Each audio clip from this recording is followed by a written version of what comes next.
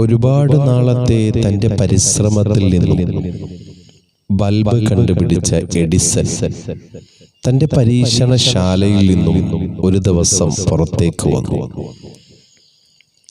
തന്നെ ആകാംക്ഷപൂർവ്വം കാത്തു നിൽക്കുന്ന പത്രപ്രവർത്തകരുടെയും സഹപ്രവർത്തകരുടെയും സുഹൃത്തുക്കളുടെയും മുന്നിൽ താൻ കണ്ടുപിടിച്ച ബൾബിന്റെ പ്രവർത്തനക്ഷമത പ്രദർശിപ്പിക്കുന്നതിനു വേണ്ടിയായിരുന്നു.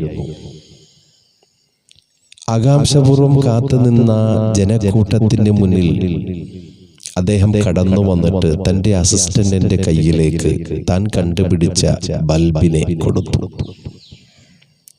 വളരെ കഷ്ടകാലമെന്ന് പറയട്ടെ, തൻ്റെ കയ്യിൽ നിന്നും ആ ബൾബ് തറയിലേക്ക് വീണ് തകർന്നുപോയി. വളരെ നിരാശ കടിച്ചമർത്തിക്കൊണ്ട് കൂടെ കൂടി നിന്നവരോട് എഡിസൺ പറഞ്ഞു, ഇതിനെ ഇനിയൊന്ന് പുനർനിർമ്മിക്കണമെങ്കിൽ 24 മണിക്കൂർ എനിക്ക് വേണ്ടി വരും. അതുകൊണ്ട് നാളെയാകാം ഇതിൻ്റെ പ്രദർശനം. എല്ലാവരും നിരാശയോടെ മടങ്ങിപ്പോയി.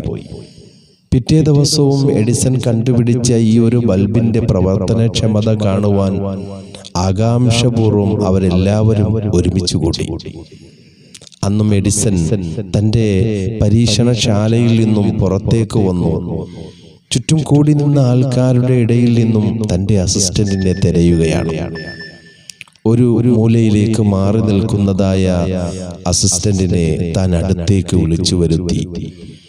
അതിനെ പ്രദർശിപ്പിക്കുവാനുള്ള എല്ലാ കാര്യങ്ങളും പറഞ്ഞു കൊടുത്തിട്ട് അദ്ദേഹത്തിന്റെ കയ്യിലേക്ക് തന്നെ അന്നും ആ ബൾബ് കൊടുത്തു. വളരെ വിജയകരമായ രീതിയിൽ അന്ന് അത് പ്രദർശിപ്പിക്കപ്പെട്ടു.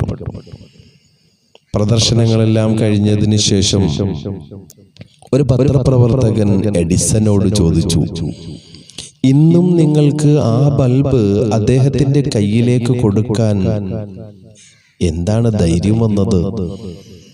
എഡിസൺ അതിന് മറുപടി പറഞ്ഞു, ഇന്നും അദ്ദേഹത്തിന്റെ കയ്യിൽ നിന്നും അത് വീണ് തറയിലേക്ക് വീണ് പൊട്ടുകയാണെങ്കിൽ അതിനെ 24 മണിക്കൂർ കൊണ്ട് എനിക്ക് പുനർനിർമ്മിക്കുവാൻ സാധിക്കും.